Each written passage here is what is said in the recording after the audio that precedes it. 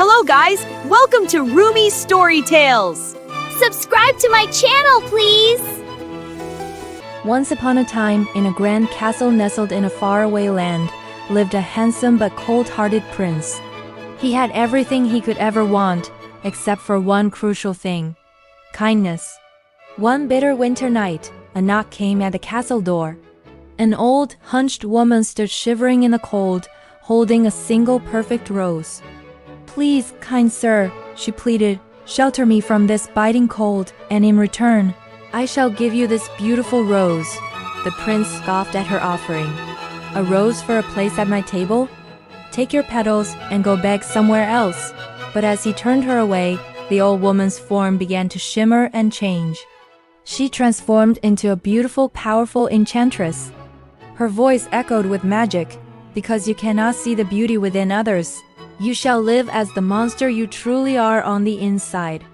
In a flash of light, the prince was turned into a fearsome beast, and all his servants were cursed to become living household objects.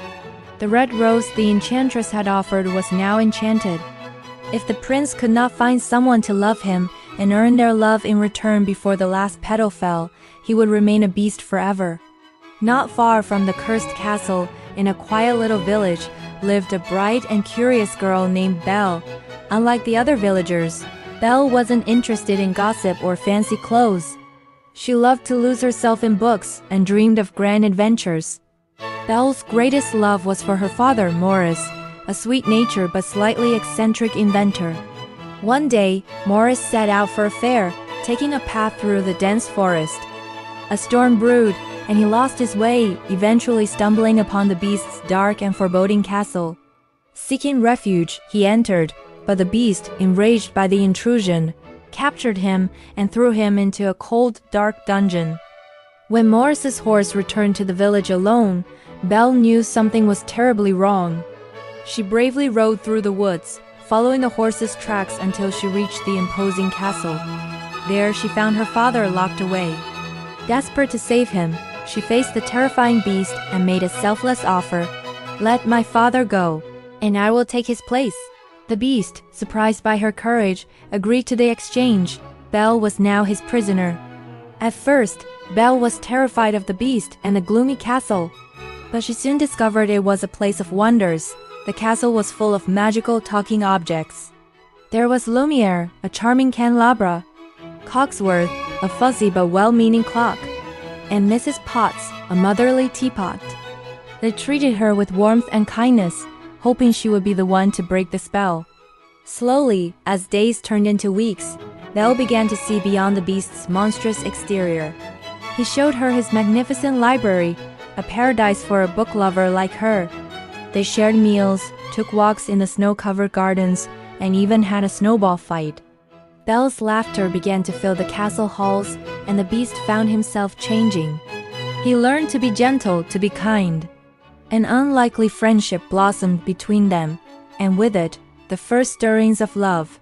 One evening, using a magic mirror the beast had given her, Belle saw her father, sick and alone in the village. Her heart ached with worry. Seeing her distress, the beast made a difficult choice. He let her go. "You are no longer my prisoner," he said, his voice heavy with sadness. He gave her a magic ring that would allow her to return if she ever chose to.